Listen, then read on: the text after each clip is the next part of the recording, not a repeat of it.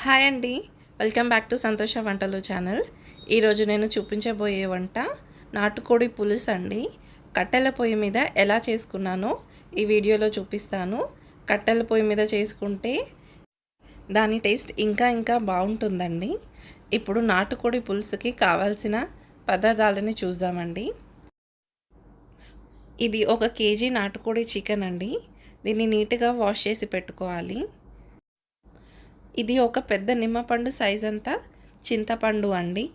దీన్ని కూడా నీట్గా వాష్ చేసి మనం పులుసుకి నానబెట్టుకోవాలండి. ఇలాగా 1 గ్లాస్ వాటర్లో ఇలా వాష్ చేసి నానబెట్టుకున్నానండి చింతపండుని. ఇప్పుడు ఇవి ఒక 2 పెద్ద ఉల్లిగడ్డలు, 3 పచ్చిమిర్చి, కొద్దిగా కొత్తిమీరని ఇలా కట్ చేసి తీసుకోవాలండి.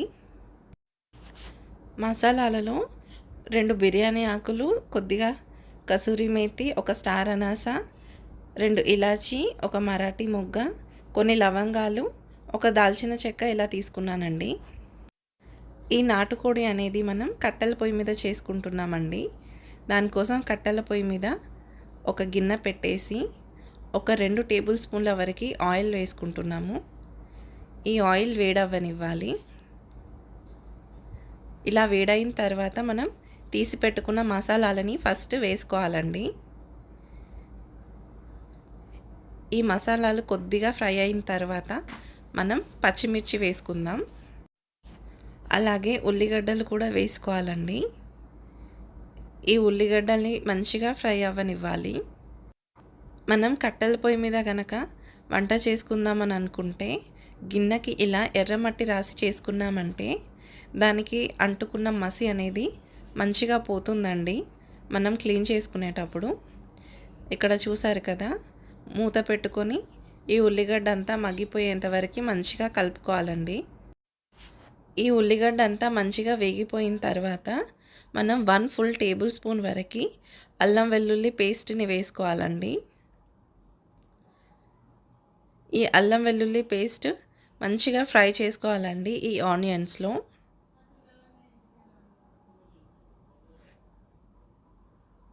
ఇప్పుడు మనం పసుపు కూడా వేసుకుందాం.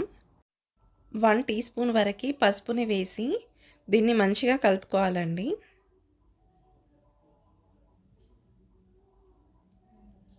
ఇప్పుడు మనం కడిగి పెట్టుకున్న నాటుకోడి చికెన్ని దీంట్లో వేసి మంచిగా కలుపుకోవాలండి.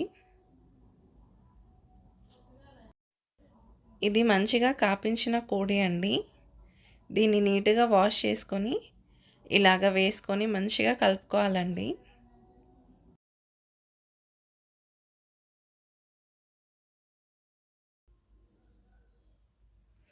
దీన్ని ఇలా మంచిగా కలుపుకొని మూత పెట్టుకొని మంచిగా ఉడికించుకోవాలండి.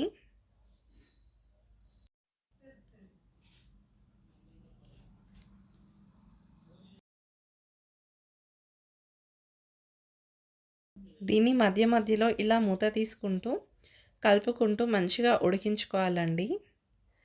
ఒక 10 to 15 మినిట్స్ వరకు అయినా మంచిగా ఉడికించుకోవాలి దీన్ని.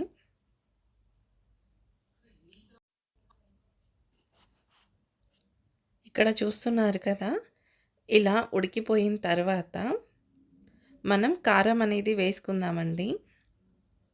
ఇక్కడ ఒక 2 టేబుల్ స్పూన్ వరకు కారం వేసి మంచిగా కలుపుకోవాలండి.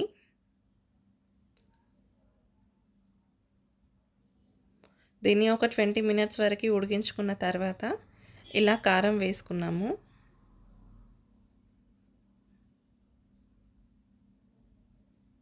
ఇప్పుడు మనం ఉప్పుని కూడా వేసుకుందామండి.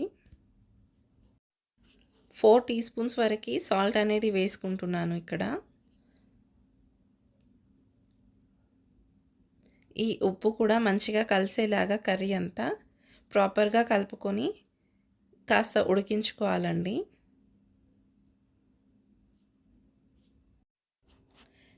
ఈ ఉప్పు కారంతో ఒక 2-3 నిమిషాల వరకు మూత పెట్టుకొని ఉడికించుకోవాలండి. ఇలా ఒక 3 నిమిషాల తర్వాత మనం నానబెట్టుకున్న చింతపండు రసాన్ని వేసుకోవాలండి. 1 గ్లాస్ వాటర్లో నేను ఈ చింతపండుని కడిగి నానబెట్టుకున్నాను. ఇప్పుడు ఆ రసాన్ని ఇలా చికెన్లో వేసి మంచిగా కలుపుకోవాలండి. మనకి గ్రేవీ కోసం కావాలంటే ఇంకొక గ్లాస్ వాటర్ని కూడా యాడ్ చేసుకోవచ్చు.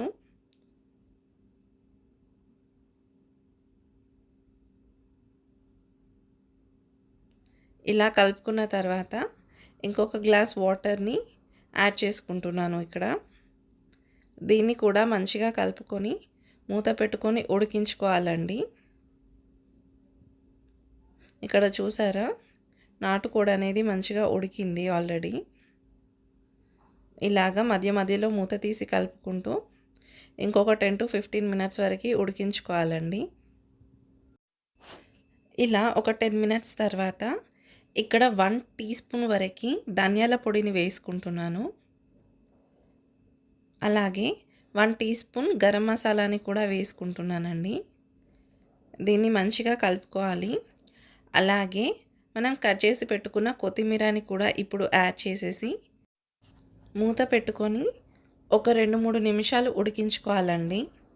అంతే అండి, మనకి నాటుకోడి పులుసు అనేది రెడీ అండి.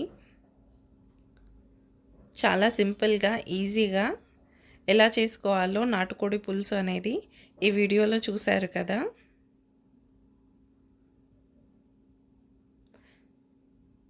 ఇక్కడ ఒక 2-3 మినిట్స్ తర్వాత మూత తీసి చూస్తే మనకి నాటుకోడి పులుసు అనేది రెడీ అండి. చూశారు కదా ఎంత టేస్టీగా కనిపిస్తుందో. చాలా సింపుల్ అండ్ ఈజీగా ఈ వీడియోలో చూపించాను నేను నాటుకోడి పులుసు ఎలా చేసుకోవాలో. ఇలాంటి సింపుల్ అండ్ ఈజీ వంటల కోసం నా ఛానల్ని ప్లీజ్ సబ్స్క్రైబ్ చేయండి. ఈ వీడియో నచ్చినట్టయితే లైక్ చేయండి, షేర్ చేయండి. Thank you for watching my video. Once again please subscribe to my channel. Thank you. Take care. Bye bye.